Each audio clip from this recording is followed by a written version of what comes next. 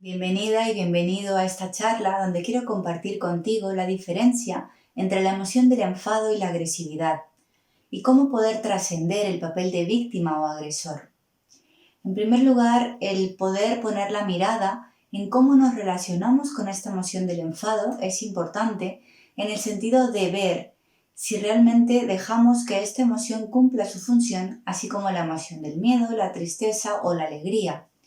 Porque a veces tendemos a pensar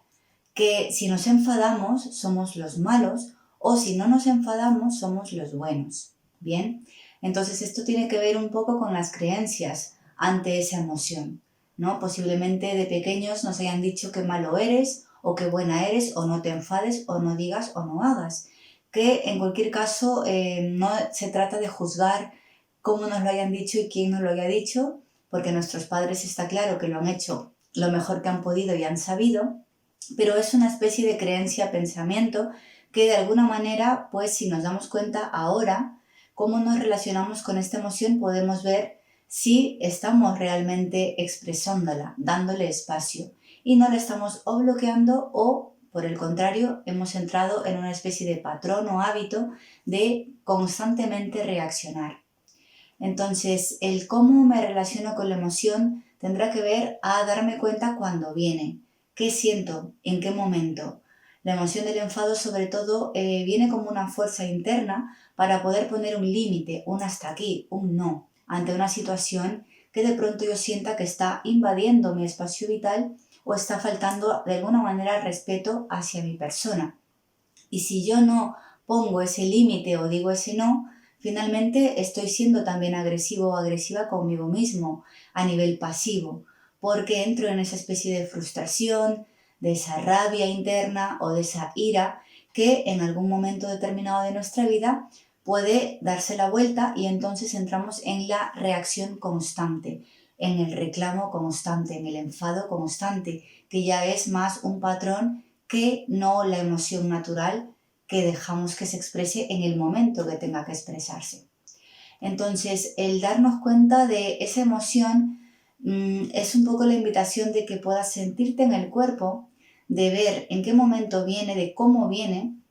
para que si tú sientes que te supera esa sensación, porque de pronto empiezas a tener palpitaciones aceleradas o una especie de ansiedad o nervios en el estómago o sudores o temblores, puedas en ese momento retirarte de esa situación y puedas soltar a nivel físico y también a empezar a dar esas respiraciones profundas que te puedan ayudar a volver a tu calma, a tu centro. Y una vez que tú encuentres ese momento de calma, después de haber soltado y expresado esa emoción, esa ira o esa tensión interna, puedas ir al lugar con la persona que tengas que relacionarte por la situación que haya ocurrido, ¿no? Pero empezar a comunicarnos diferente, una vez que hayamos dejado que la emoción se exprese. No tenemos por qué soltar nuestra ira o nuestra rabia contra nadie,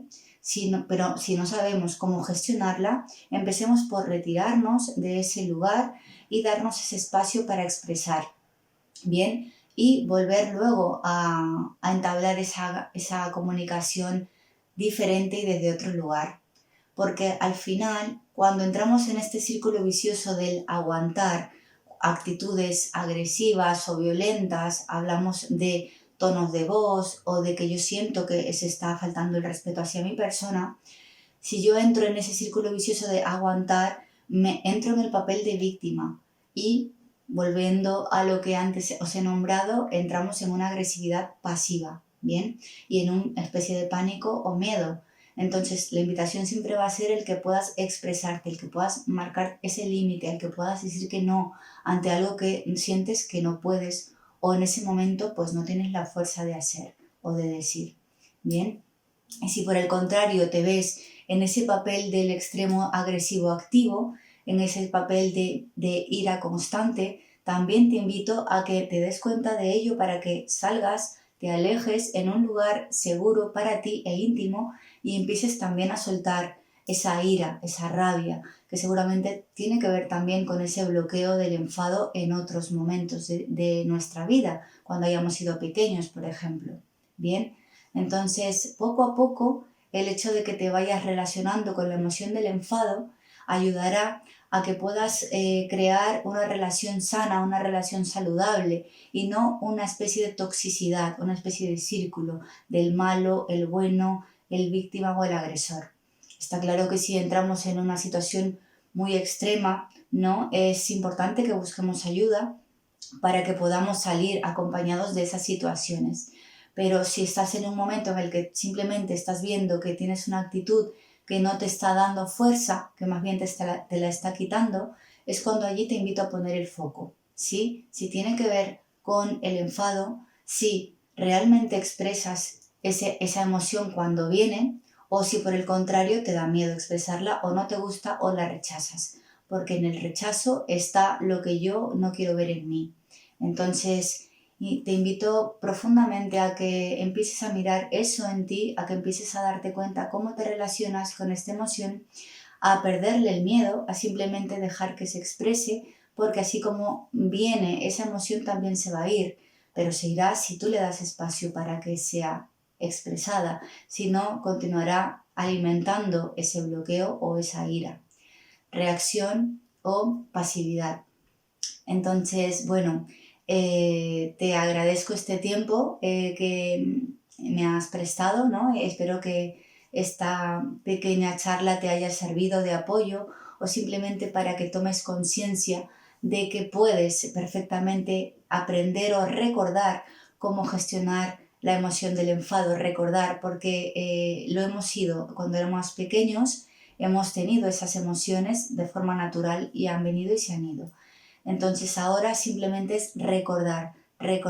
que tiene una función y que no tiene por qué quedarse siempre, así como ninguna otra emoción. Que luego si empezamos a alimentarla a nivel mental es cuando empieza a crearse y a quedarse en nosotros y tendemos a entrar en estos papeles, que son